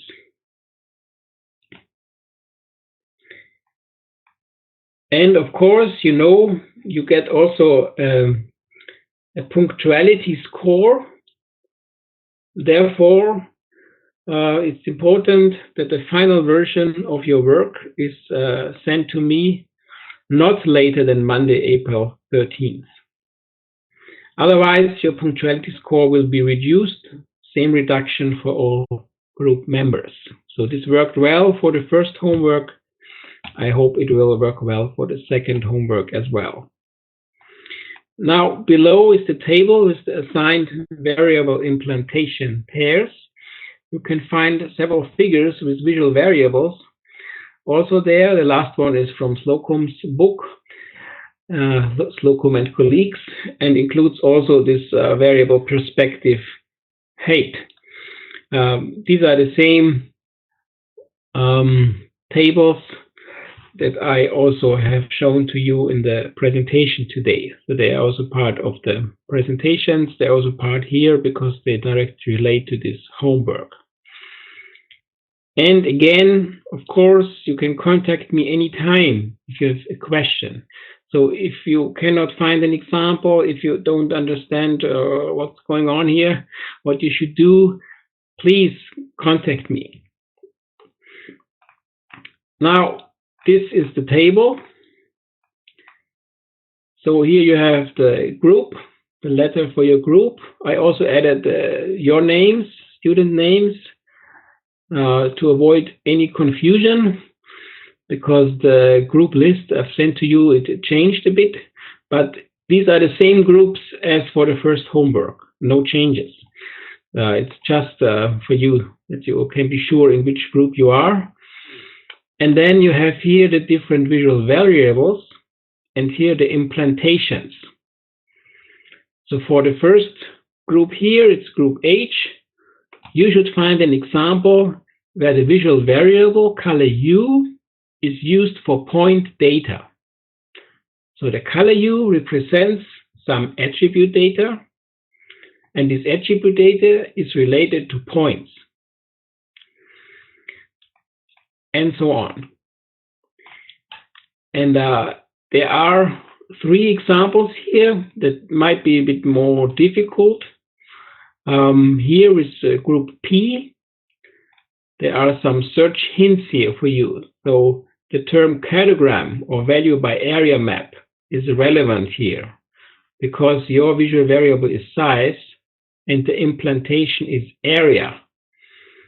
And if you think about, for example, an administrative map, let's say the provinces of China, then how to vary the size of these areas? The areas are fixed because these are the areas of the provinces. But it's possible to distort those areas based on an attribute. And this is then called the value by area map. So if you search for this term or cartogram, you will find examples. Situation similar here. If you have the variable perspective height and you should apply it in the implantation area, then this kind of map is also called a prism map. If you search for this, you will find examples. And the last one here also, if you use the variable transparency and you use it for areas, then there is an interesting type of map called value by alpha maps. We will talk about this also later in the course, but here it's enough to find an example. And to explain this example, usually there is a legend or there is some additional information where you find a map that you can use for your text. And the rest of this document are these visualizations of the different variables. So these tables where you have different variables. But remember here, texture, here, this is not the correct visualization. So think about or check out the version in the examination materials. There you find this marking that this is not correct here. The correct way to visualize it is here, texture grain of Bertin. So I talked about that. And yes, here this is also not correct, therefore spacing. But here it is not used for texture, so it would not be correct if it's for texture. So here it's fine. Spacing can be visualized in that way, and it's also correct to use this for quantitative phenomena. Yes, so these are just overviews of the variables. And here you have this perspective height for groups that have this variable. And here perspective height and area. So this is also called a prism map for this group. Perspective height and area for group S. So this is a prism map. Okay, so this is information for you for the second homework. Do you have any questions about it? Do you know what you do? So I know there are some new terms. You heard of them maybe the first time today. And so maybe first check out the materials I've sent to you, and then check out the homework.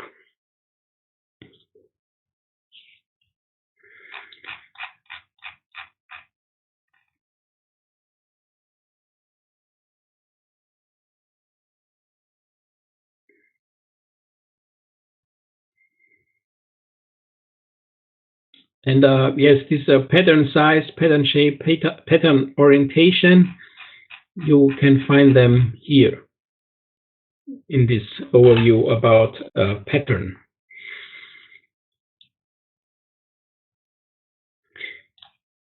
Yes, I hope I have explained everything in a way that you can understand it. And yeah, if you have questions later on when you start working on your homework, then please let me know.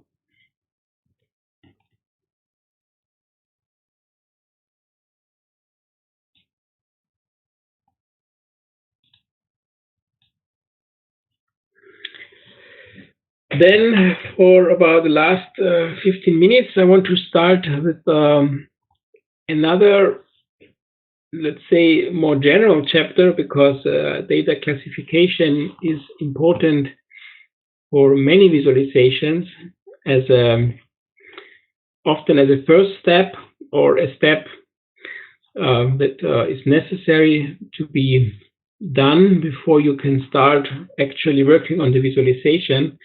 You have to deal with the data, and data classification is very important. It's also sometimes used to manipulate data in a way to manipulate, in fact, the users, the audience, because you will see examples here in this chapter where just by using different kinds of classification, you get totally different impressions in your map or your visualization. Also, the data is still the same. It's just a difference in classification. Therefore, it's so important to know about data classification.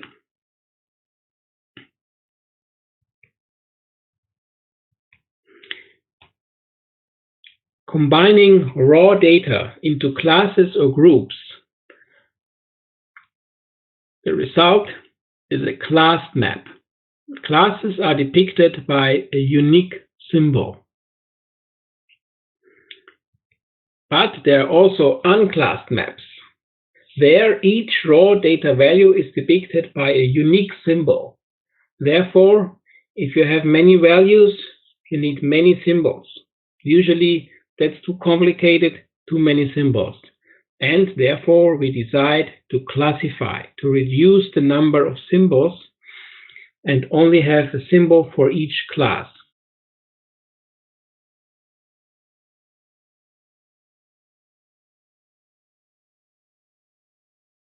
Bounded. There's an example from Esri here, and you have here classed. In the legend, you have, for example, 5 classes, and you have a classed key here. Unclassed, that means it's continuous tone, or, and this is a combination of these two, bounded. So you have 2 boundaries here, and you can move these boundaries up and down. And here you have a class, an upper class, for example. Here you have a lower class, and in between you have an unclassed part where you have a continuous tone. So it's also possible to combine the two.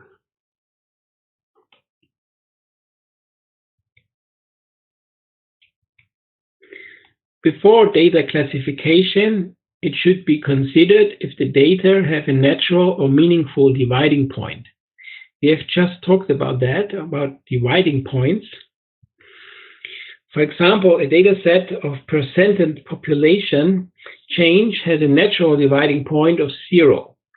This dividing point can be used to create two classes, values above 0 and values below 0. These two subsets can be further split by applying different classification methods.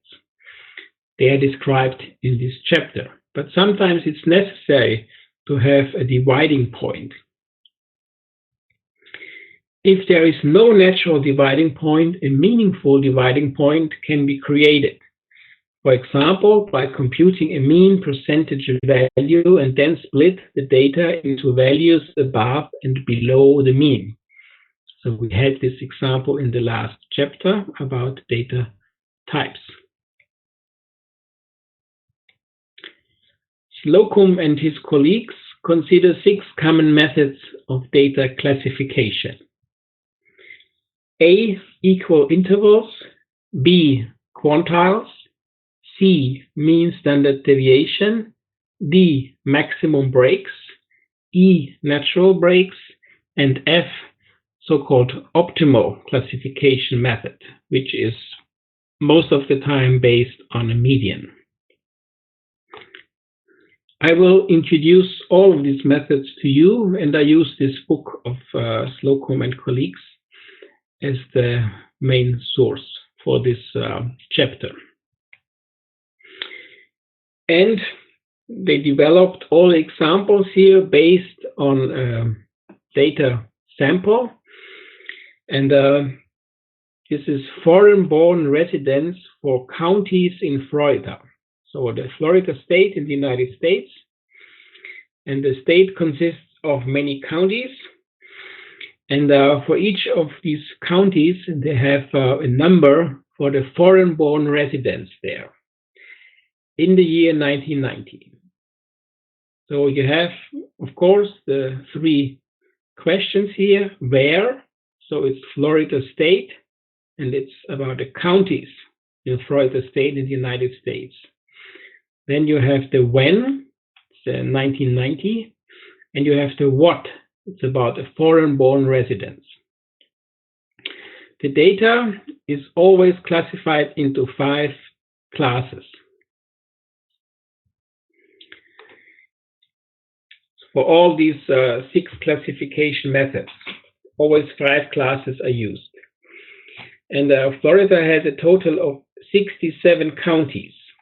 So the whole state of Florida consists of 67 counties. And for this data here, for the foreign-born residents, we have a minimum of 0.6% foreign-born residents in a county called Madison County. That's not so important, just to give you the full information here. The maximum, the highest value is 45.1 foreign-born residents in Dade County. This is an outlier, as this county includes the city of Miami. And of course, there are many foreign-born residents in the city of Miami. The second largest value is just 15.8% foreign-born residents in Broward County. So you see most of the values are between 0.6 and 50.8. And then there is this outlier. So you have one number that is much larger than the others, a situation which is quite common, in fact, if you deal with population data.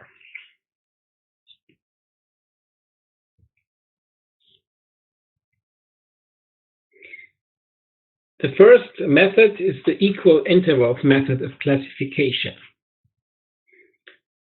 Each class here occupies an equal interval along the number line.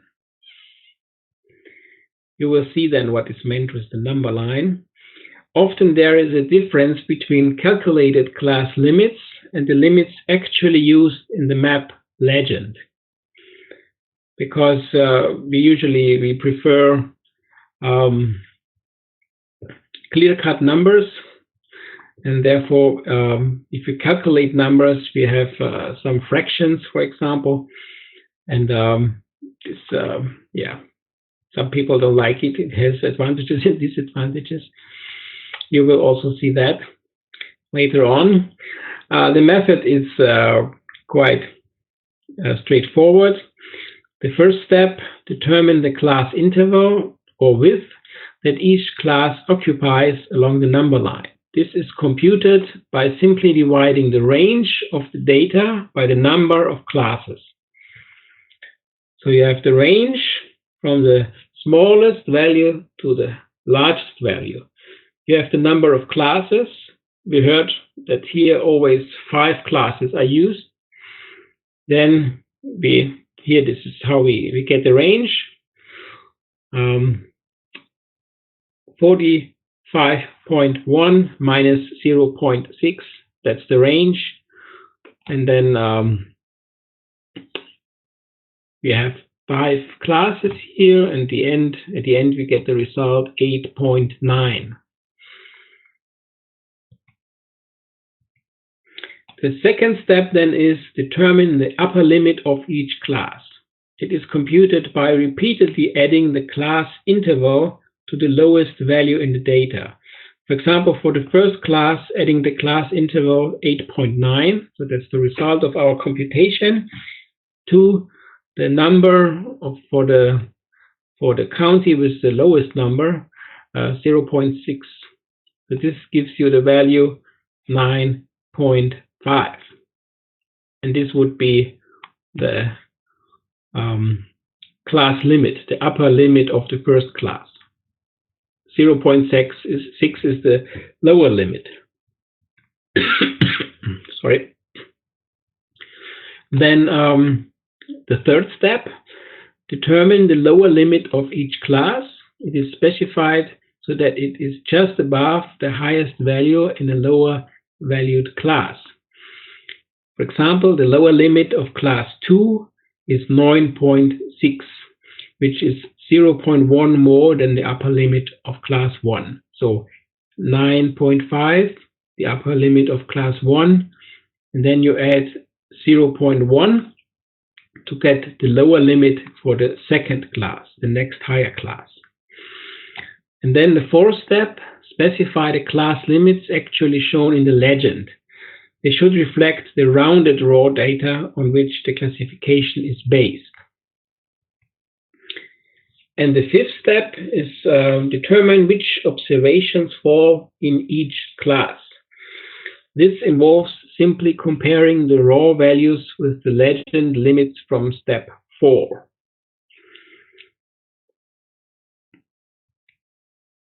And this is the result. So we have the 5 classes here. We have the class limits here. You have seen how they were computed. So the interval for each class is the same. That's why it's called equal interval. Here we have all the counties. And here you have this number line. And each dot here represents one county. So each dot here represents one county. We have this outlier here, more than 45%. This is only in this county here. And it's an outlier, as you see. The next highest number is just a bit more than 15%. And here in the lower numbers, you have many counties with the same number. So here, as we know, the lowest number is 0.6. We have 1, 2, 3, 4, 5, 6, 7, 8 counties with the same number, 0.6. And here you have the class intervals. And you see in the first class, most of the counties are here. Therefore, this gray tone dominates the map. Most counties are classified in the first class. The second class, we have 5 counties, and in the third and fourth class, there is no county at all. Here you clearly see a disadvantage of this method.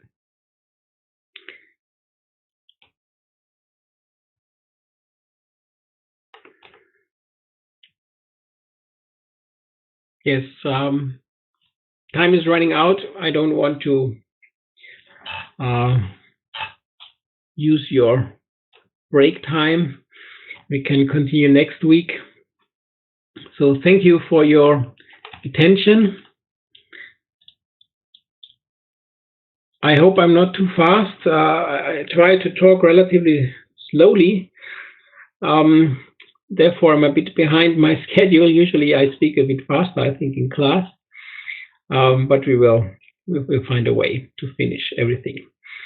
So thank you, yes, for your attention, for your time. Please let me know if anything's unclear, if you have a question. I wish you a pleasant rest of the week. And yes, stay healthy, take care, and hopefully to meet all of you again next Wednesday. Bye-bye.